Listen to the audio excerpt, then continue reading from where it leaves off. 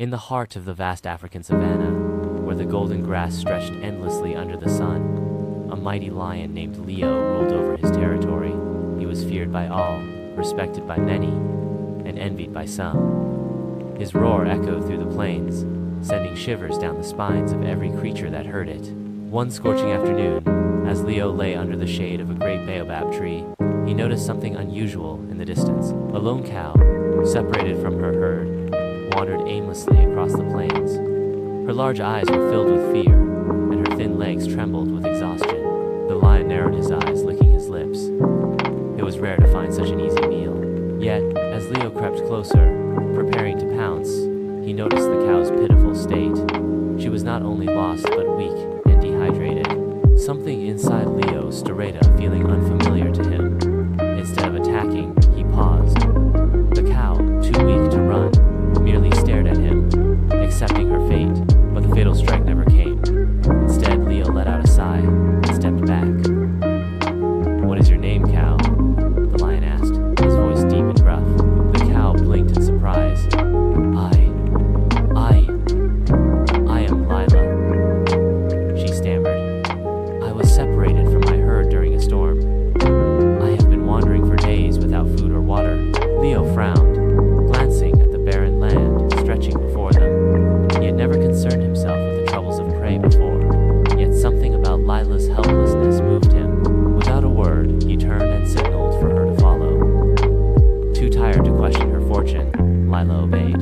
Leo led her to a small, hidden oasis, where a crystal-clear stream trickled between lush green bushes. Lila drank greedily, her parched throat burning with relief. The lion watched in silence, pondering his own actions. Days passed, and an unusual companionship blossomed between predator and prey. Leo, once the proud and solitary ruler of the plains, found himself enjoying Lila's quiet company. She spoke of her herd, of the rolling fields where they grazed, and the peaceful life she longed to return to. In return, Leo shared tales of his kingdom, of battles fought and victories won. They were from different worlds, yet somehow they understood each other. One evening, as they rested under the same baobab tree, Lila turned to Leo. "Why did you spare me that day?" she asked.